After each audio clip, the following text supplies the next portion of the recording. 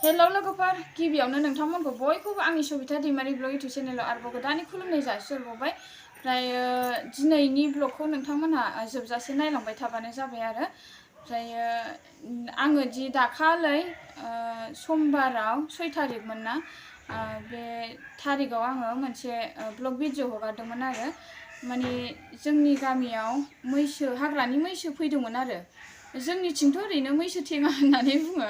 ओमफ्राय दा बे फैदोंमोन नालाय आं बिनि सायाव ब्लग बानायनानै हगारदोंमोन। ओमफ्राय गोबां भिउस जादों। आं भिउसफोरखौ बेबायदि खारनाय नङादां सानदोंमोन। ओमफ्राय गोबां भिउस जादों। ओमफ्राय नोंथांमोनहाबो मोनथिनो लुगैनाय आङो मोनदों आरो आङो दासिमबो माबाखौनो नायनो मोनाखै मबाइलखौ। मैयाबो आं सानसे सोलाबाखै लोगोफोर।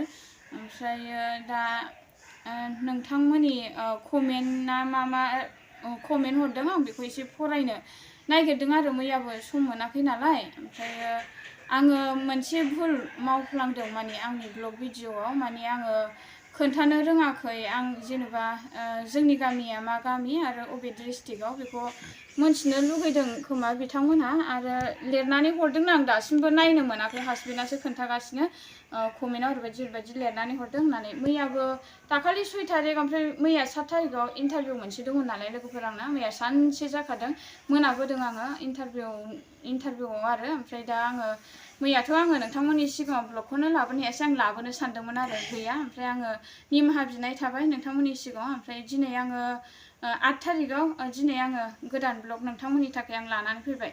दिनैनि ब्लगखौ जोबजासे नायलांबाय थाबानो जाबाय नोंथांमोनहा। जायफोर आंनि गोदान साबस्क्राइबारफोर बिसोर बिथांमोनहा माने मोनथियाखै बिथांमोनहा आं अबे गामिनि। जायफोर आंनि जेनेबा सिगां साबस्क्राइबारफोर बिसोरथ' आंनि ब्लग भिडिअखौ नायबाय थाग्राफ्राथ' आं अबे गामिनि मोनथिखागौ। दा बिथांमोननि जायफोर गोदानफोर बिसोरनो आं खोन्थानाय जानोसै आरो ओमफ्राय नोंथांमोननि सिगाङावनो निमाहा बिनाय थाबाय दाख्लैनि भुल खामानिनि थाखाय।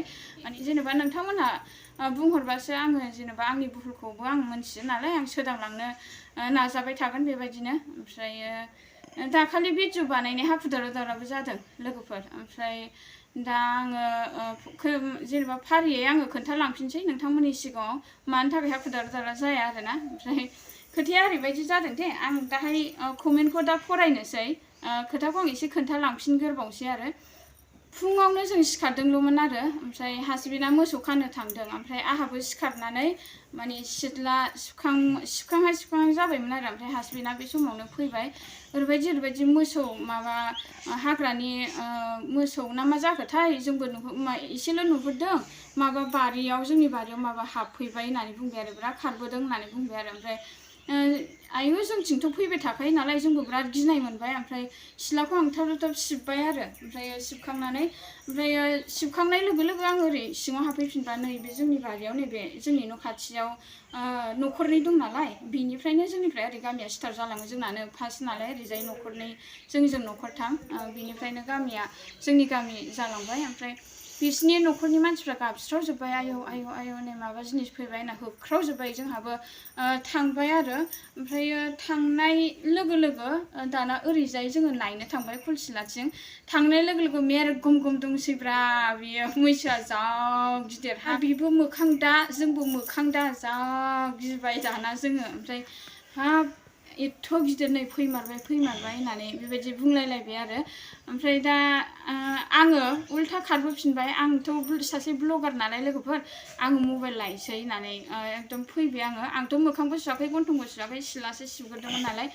ओमफ्रायो भिडिअ बानायसै सानबाय आङो। ओमफ्राय दाना मबाइल लांनो फैबाय। ओमफ्राय फैनानै दाना दंसै बेयावनो। ओमफ्राय हासबेन्डआ जा माबा हरबाय आरो मा होनो होख्राव हरबाय थास होनहरबाय। ओमफ्राय दाना थांफिनबाय बियो। ओमफ्राय आंहाथ' खेबनो मोनासै। ओमफ्राय जोंनि बारिनिफ्रायनो थांखियासै आरो बे माबाया जुनारा आरोना। ओमफ्राय ओरै जोंनि बिहावनि बारि ओरै बिसिनि नैबे न'खरनैनि बारि एसे गुवार जायो नालाय बारिया 3 बिगासो दङ 4 बिगासो जागोन आरो एकदम गय बिफां गायनाय रबार बारि बागान गोजा नालाय बिराद मोजां सालबारि बागान नालाय बेयाव जिब जुनार थाफैबाय थाखायो माने मोजां मोनो खोमा बिसोर थाफैनो। बेबायदिनो जादों आरो आं हाखु दावरा ब्लग बानायनाय जाबाय। बेनि थाखायनो नोंथांमोननि सिगाङाव आङो गामिखौनो खोन्थानो रोङासै डिस्ट्रिक्टबो खोन्थानो रोङासै बेबायदि जादों आरो गामिनि मानसिफ्रा ओरै खाथिनि मानसिफ्रा बिराद फन हरबाय थाबायना जेनेबा बिसोरबो मोनथिबाय आरो फरेस्टारफोर सारमोन फैबाय ओमफ्राय मोनथिजोब्बाय बयबो हाग्रानि जुनार फैदों होननानै बयबो सांग्रां जाजोब्बाय आरो ओमफ्राय आङो ओरै सानबाय ब्लगखौ आङो थाब बानायनानै माने थाब हगारनोसै आङो जाहाथे खाथि खालानि मानसिफ्रा सांग्रां जानायनि बेबायदि साननानै आङो ब्लग भिडिअखौ आं एकदम थाब हगारनाय जादों आरो लोगोफोर मोनास्लाबाखैनो हगारै मायै बिदिनो मोनाबाय आरो ओमफ्रायो बिदिनो आं नोंथांमोननि सिगाङाव खोन्थास्लाबनो हायासै बेनि थाखाय निमाहा बिनाय थाबाय बेबायदि जादों आरो घटनाया ओमफ्रायो आङो कमेन्टखौ फरायनोसै लोगोफोर नायलांबाय थादो नोंथांमोनहा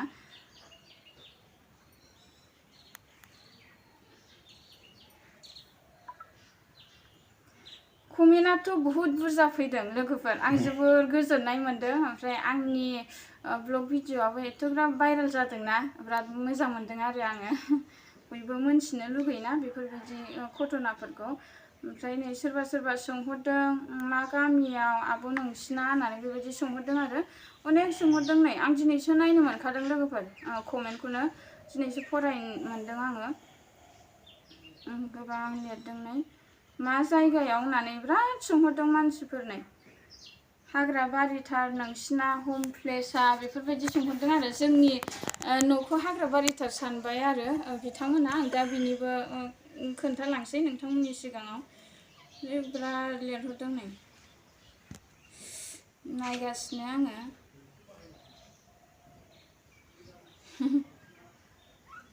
इन्टारेस्टिं लिरहरदों लोगोफोर आं जा मिनिनोसो ओंखारबाय ओमफ्राय नै सासे आदाया जेनेबा बिदाना फंबाय जागो जेनेबा बियो लिरहरदों आरो मा होनो भिडिअ खालामब्ला डिस्ट्रिक्ट पिएस ब्लग आरो गामि बेफोरखौ थन्न खिन्थानांगौ अब्लासो मिथिगोन दा होननानै बुंहरदों आरो नंगौ नंनाया ओमफ्राय बिनि थाखाय आङो मा बिनायानो थाखाबाय सिगाङावनो खेमा खालामबानो जाबाय नोंथांमोनहा जेनेबा भुलाथ' जाफ्लांखायो मानसिनाव आरोना बिनि थाखाय नोंथांमोनहा मा खालामदों आं दा खोन्थालांनोसै फारि फारि ओमफ्रायो बेनोसै आरो बांसिना कमेन्टआनो मोजां बिराद मोजां कमेन्ट हरदों ओमफ्राय आङो बेखौनो खोन्थानो सानबाय आरो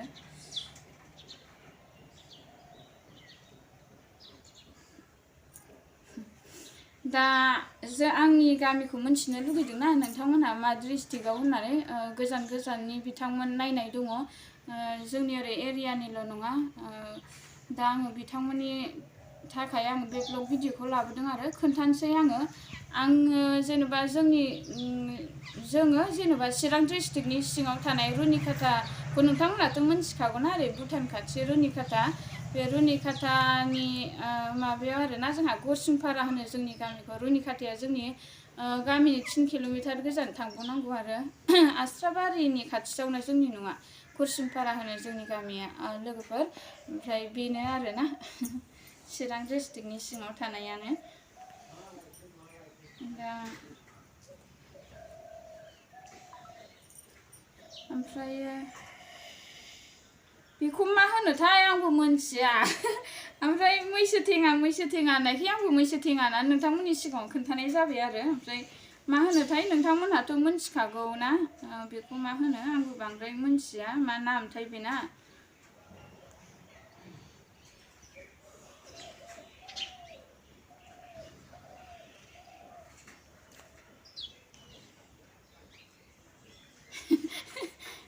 सोरबा मा कमेन्ट हरदों लोगोफोर मोनथिगौ ना खिबुआव थप सावनांगौ जाम्बि होनबानो दरलब थायोनो जोबोर इन्टारेस्ट मोनदों आङो सोरनिबा कमेन्टखौ आरोना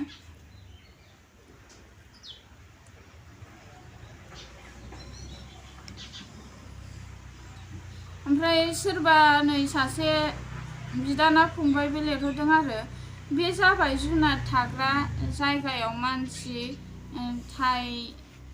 थाथायनि जाहोनाव बिनानाव नों मा सानो होनदों नंगौ माने बे जुनारफ्रा माने हाग्रा बारियावसो थायो नालाय फरेस्टआवसो थायो नालाय माने हाग्रा बारिखौ दा मानसिफ्रा दानफाय न' बां लुहैजोब्बाय नालाय बिसोर अबाव थानो बेबायदि जाबाय आरो ओंखायनो दा गामि हाबो जोंनि ओरैजायल' नङा जेरावबो बेबायदिनो जाजोब्बाय बिफां लाइफां दानफायनायनि खारनाव बिसोरो उफाय गैयैयाव बेबायदि ओंखारबोनांगौ जायो बिदिनो आरोना ओमफ्रायो ओंखारबोनानै अन्थाव बाथाव सोरबा थैनाय थांनाय बिदिनो थायो जुनारफ्रा आरो अन्थाव बाथावनो बेबायदि जाजोब्बाय आरो ओमफ्राय मानसिफोरखौ बिसोरो उपद्रब खालामफिनबाय आरोना बेबायदि मानसियानो खालामबायबा आरो मानसियाबोथ' बिदिनो खालामफिनजागोन नालाय ओंखायनो हायोबा बिफां लाइफांखौ बांद्राय दानफायैआनो मोजां आंनि थाखायब्लाबो आरो बिफां फांसे दानफायोबा बिफां फांनै फांथाम गायनांगौ होननाया बेनो आरोना जों गोदो लेखा फरायोबा सिगाङाव लेखा फरायनायाव मोनबोदों आरो बेबायदि